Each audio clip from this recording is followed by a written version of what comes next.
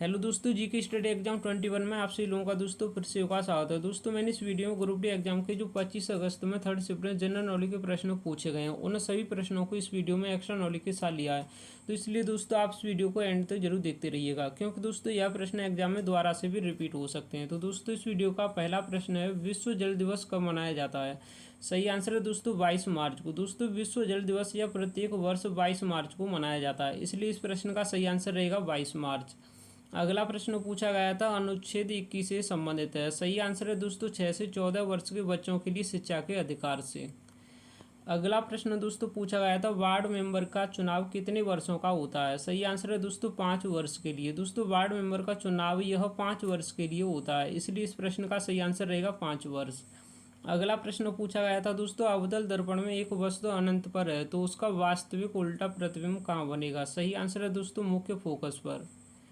अगला प्रश्न दोस्तों पूछा गया था, अंतर्राष्ट्रीय तिथि रेखा कितने डिग्री देशांतर होकर गुजरती है? सही आंसर है दोस्तों 180 डिग्री देशांतर। दोस्तों अंतर्राष्ट्रीय तिथि रेखा यह 180 डिग्री देशांतर होकर गुजरती है, इसलिए इस प्रश्न का सही आंसर रहेगा 180 डिग्री देशांतर। प्रश्न दोस्तों पूछा गया था, 2011 की जनगणना के अनुसार बेरोजगारी दर किस राज्य में सबसे ज्यादा दर्ज की गई है? सही आंसर है दोस्तों बिहार राज्य में। दोस्तों 2011 की जनगणना के अनुसार बेरोजगारी दर यह सबसे ज्यादा बिहार राज्य में दर्ज की गई है, इसलिए इस प्रश्न का सही आंसर रहेगा बिहार।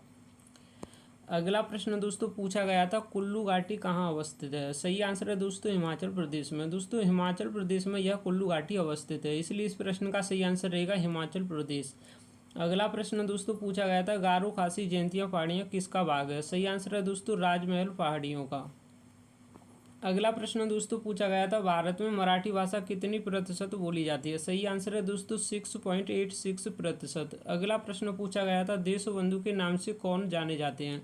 सही आंसर है दोस्तों चित्तरंजन दास। दोस्तों देशबंधु के नाम से चित्तरंजन दास को जाना जाता है, इसलिए इस प्रश्न का सही आंसर रहेगा चित्तरंजन दास। दोस्तों सेकंड शिफ्ट में पहला प्रश्न पूछा गया था, भारतीय महिला दिवस कब मनाया जाता है? सही आंसर है दोस्तों 13 फरवरी को। दोस्तों भारतीय महिला दिवस यह प्रत्येक वर्ष 13 फरवरी को मनाया जाता है, इसलिए इस प्रश्न का सही आंसर रहेगा 13 फरवरी। अगला प्रश्न दोस्तों पूछा गया था, नर्मदा नदी पर कौन सा बांध बना हुआ है? सही आंसर है सरदार सरोवर बांध। दोस्तों नर्मदा नदी पर यह सरदार सरोवर बांध बना हुआ है, इसलिए इस प्रश्न का सही आंसर रहेगा सरदार सरोवर बांध। अगला प्रश्न पूछा गया था, अमीबा अपना भोजन किससे ग्रहण करते हैं? सही आंसर है दोस्तों कूटपात से।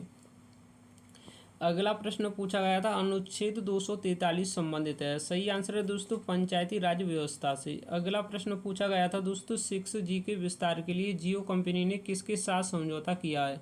सही आंसर है दोस्तों यूनिवर्सिटी ऑफ ओलू के साथ। अगला प्रश्न पूछा गया था दोस्तों, कार्बन का कौन सा अपरूप शुष्क होता है? सही आंसर है दोस्तों ग्रेफाइट। अगला प्रश्न पूछा गया था, भारत में किस तरह की तंत्र प्रणाली है? सही आंसर है दोस्तों संसदात्मक लोकतंत्र प्रणाली। अगला प्रश्न पूछा गया था, भारतीय प्रवासी दिवस कब मनाया जाता है? सही आंसर है दोस्तों 9 जनवरी को। दोस्तों प्रत्येक वर्ष भारतीय प्रवासी दिवस यह 9 जनवरी को मनाया जाता है, इसलिए इस प्रश्न का सही आंसर रहेगा 9 जनवरी। अगला प्रश्न दोस्तों पूछा गया था, पवन ऊर्जा के उत्पादन में प्रथम राज्य कौन सा है? सही आंसर है तमिलनाडु। अगला प्रश्न पूछा गया था, भारतीय भाषा संस्थान कहाँ स्थित है? सही आंसर है दोस्तों मैसूर कर्नाटक राज्य में। अगला प्रश्न पूछा गया था दोस्तों, प्रतिरोधकता का एसआई मात्रक क्या है? सही आंसर है दोस्तों ओम मीटर। अगला प्रश्न पूछा गया था, 2011 में कुश्ती के क्षेत्र में मेजर ध्यानचंद पुरस्कार किसे दिया गया? सही आंसर है दोस्तों रवि कुमार दहिया को।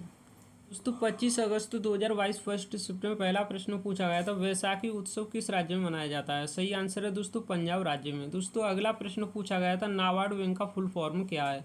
तो दोस्तों नाबार्ड बैंक का फुल फॉर्म है national bank for agriculture rural and development. अगला प्रश्न पूछा गया था दोस्तों, 42वां संविधान संशोधन कब हुआ था? सही आंसर है दोस्तों 1976 ईस्वी में। अगला प्रश्न पूछा गया था, निर्वाचन आयोग का गठन किस अनुच्छेद के द्वारा किया जाता है? सही आंसर है दोस्तों अनुच्छेद 324 के तहत। अगला प्रश्न दोस्तों पूछा गया था, 2023 में ओलंपिक समिति कहाँ गठित होगी? सही आंसर है दोस्तों नई दिल्ली, यानी कि दोस्तों अपने देश भारत में। अगला